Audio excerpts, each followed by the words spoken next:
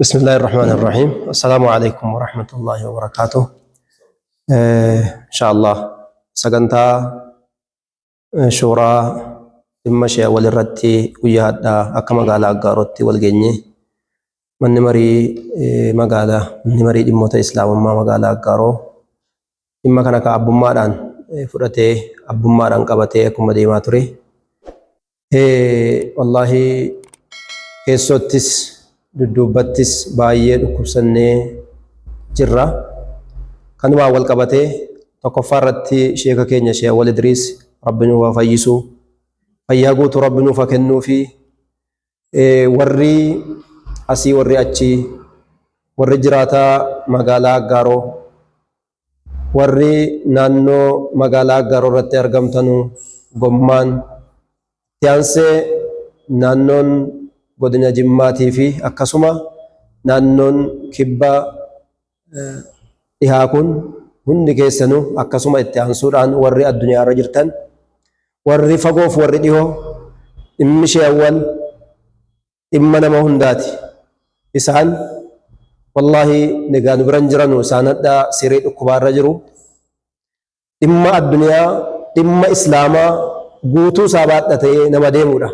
Sanduuqa yaada islaamaati isaan jechuun maaliif hadda seenaa isaanii kaasuun fixuu hin dandeenyu waan ta'eef akkuma walii galaatti namni isaan beeku isaan beeka, namni isaan hin beekne immoo akka beekuudhaaf haasofna malee seenaan isaanii waan gabaabina kanaan dhumuu miti. Kanaaf adara tokkoffaa irratti du'aayin akka kadhatamuuf akka nuu gootanu akka Rabbi nuu fayyisu dhukkubni kun itti deddeebi'eera waan ta'eef kanuma irratti dhukkuba akka Rabbi irraa cufu akka du'aayin nuu kadhatanuuf jechuun barbaada.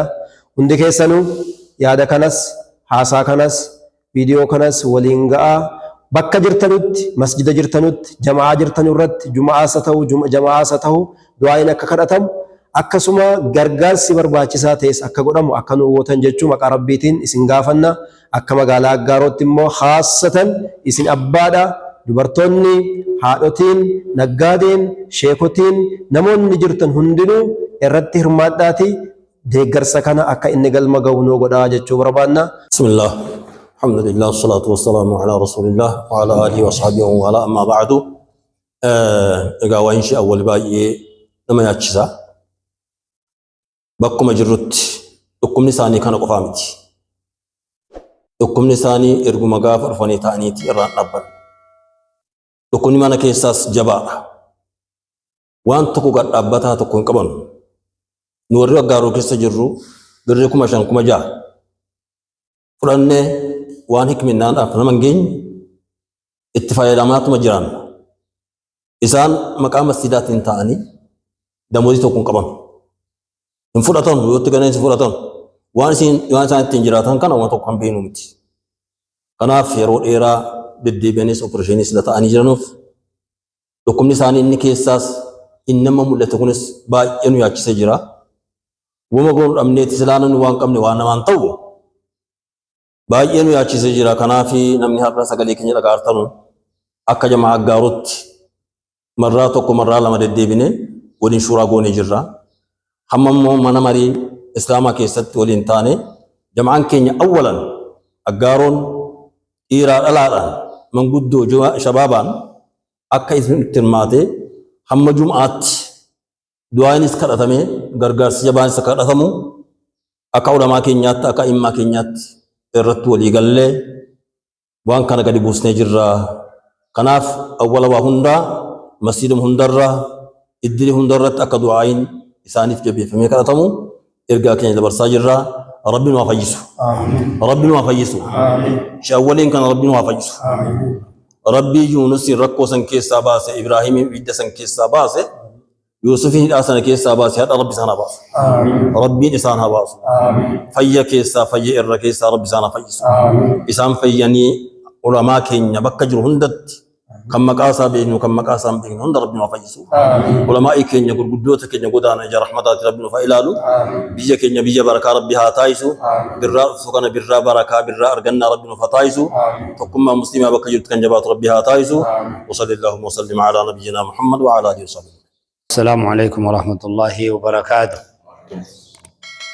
warri sagaleen keenya isin bira gahu hundi dhimmi har'aa nu irraa dubbataa jirru dhimma guddaadha, dhimma barbaachisaadha, dhimma obbolummaati, dhimma islaamummaati. Akkuma qabdanuu sheekni keenya Sheekh Awwal Idris daa'iin beekamaan kan yoo dubbatan jalaa dhaga'amu, kan yoo hajaa qabaanne bakka hundatti waammanne ergannu, imaamni kam ustaadni kamillee isaanitti kan hajamu dhukkubaa itti deddeebi'ee dhukkusataa jiraachuu isaanii beeytanii. Kanaan dura yeroo afurfaa opereeshinii godhamaniiru, garaan yeroo lama, duudis akkuma kana yeroo lama, kana hunda keessattuu quba qabdanii. Ittaanee immoo amma dabarfatee gara kokkee qabu xannachi wayii morma keessatti waa biqileera jedhameera. Isa kanaaf shanaffaa opereeshinii yoo godhamuuf waan yaadamaa jiruuf kun immoo baay'ee nu yaaddesse. Waa lamaaf ergaa keenya isinirra barbaannaa jechuudha. Ergaan nu warra sagaleen bira ga'etti dhaammannu lama. Tokko rabbiin kadhachuudhaafi fayyisaan rabbuma. Wa idhaa maridtu fahuwa yashfiin. Hukumni qadara isaati. Adilii hukmi isaati. Aafiyaan immoo fadli isaati. Akka rabbiin adilii isaarraa fadli isaatti isaanii godhu. Murtii isaatti murteessa kanarraa aafiyaa akka godhu. Masjiida hundatti warri masjiida jumaa qabdanii jirtan, jamaa qabdanii jirtan ummata kakaaftanii du'aayin ikhlaasaa akka kadhatamu. Tokko isa kana. Maaliif gidee kaan isaanitti haajomna. Masjiida jaarraaf yoo jenne muhaadaraa goona isaantu barbaadama. Madarasaaf yoo ta'e akkasii, sheeka wayii qofsiifna yoo ta'e akkasii. Waan imaamni tokko ji'a meeqa sochoosee fuuchuu hin dandeenye ummata keenyarraa dhufanii yeroo gabaabaatti nu fuudhanii waa ijaaraa jirra. Itti haajomnaa jechuudha. Isaan sheeka masjiida tokko otoo hin ta'in sheeka masjiidni hundi itti haajomuu jechuudha. Kanaaf nama yeroo haajaatti haajomnu hadha gidee kan haajoman immoo bira dhaabbachuu qabna. Kuni haqa obbolummaa isa dirqamaati. Tokkoffaa kan bira dhaabbannuun rabbiin kadhaadha. Lammaffaan immoo yaaliin amma yaalamuuf ol ka'an kuni yaalii hospitaala irraa daddabiraa achi fagaatedha.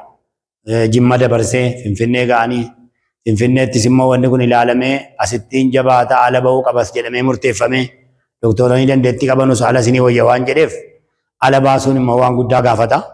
Waan guddaa gaafata. Birriin biyya keenya gidee sharafamtee doolaaratti jijjiiramtee waan hin jirre taati. Waan hin jirre taati jechuudha. Kanaaf waan guddaa miliyoonaan lakkaa'amu gaafata. Kana argachuuf immoo ummata guddaa qabnaa. Ummanni guddaan fagootti ishee waliin jaallatu kun yoo hubate sheekirraa imaama isaarraa yoo dhaga'e wama godha. Kanaaf hubachiisaati gargaarsa irratti nuu godha. Sagalichas walii daddabarsa akka birmatamu godha. Gargaarsa barbaanneeti kan ol kaane jechuudha. Akka magaalaa keenya magaalaa Aggaarotti akka amma dubbatanii kaan yoo rabbi jedhee baatiin keessa jirru kana onkololeessaa guyyaa 7 Jumaa dhufu masjiida hunda irratti gargaarna irraa jenneerra. Amma sagaleen kun guyyaa lamaan Jumaadha as jiru kana keessa hunda bira ga'ee namni rabbi waa saajiisee borsaa duwwaa akka masjiida hin dhumne kana isinirra barbaanna. Hundi keessan waan qabdan qabattanii dhuftanii masjiida hundatti daa'ii gaggaarii haasaa beekuu fi du'aa'ii beekuu isinii waamna. Wama gaggaarii goone maqaa Aggaarootti masjiida keenya hundarraa walitti qabne gumaachuu qabnaa jechuudha. Isa kanaaf Jumaan dhufu kana nu eeggata. Jumaa dhufu asitti immoo guyyaan lamaan kun immoo guyyaa sochoosuu ta'a. Sochoosuun bifa lamaan warri masjiida qabne jirru akkama jamaatti ol kaanee himuun waa tokko. Warri immoo moobaayiliin akkanaa isin hirka jiru immoo ergaa akkasiin arge jettanii abbaan agarreetti himuun waa tokko inni sochoosuu jedhama.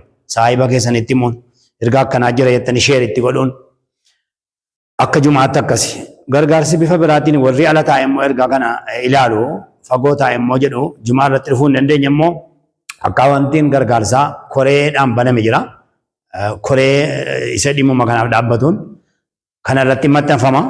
Achuma teessanii warri alaas dhiirri dubartiin itti darbattu. Du'aayitti isinii godhama. Haajaan keessan ni ba'a. Dhukkuba kana fakkaatuu fi kan akkana rabbi najaasina baasu. Isaanis rabbi nuuf fayyisu. Akkaawwantii asirratti maxxanfamu irratti warri ala jirtan hundi sheer walii godhaa gumaacha du'aayin keessan isinii godhama. Warri immoo biyya keessaa akkasiin nu gargaara. Sheeka kan keenya gaa rabbi nuuf fayyisu. رب سانا فيسو اللهم اشفه شفاء عاجلا شفاء لا يغادر سقما ولا يترك ألما يا رب العالمين يا رب نفيسي يا الله فيسي وجي سانت زانا ديبسو فيسي أمد رجال دين الإسلام كان قدما ربي تايسو نانه ديمن يمد رجال شاطرا دعوا كان قول ربي تايسو مسجد جارو مدرسة جارو علماء تقصي سورة وجي ساني رتنا مديبي ربي سانا تايسو أسير ربي ساني كوتيني سقلي كبا من ربي هبنو kokkee qaban illee rabbi waan rakkoo sana keessaa baasu ربنا آتنا في الدنيا حسنة في الآخرة حسنة وقنا عذاب النار آمين يا رب العالمين. اللهم صل على نبينا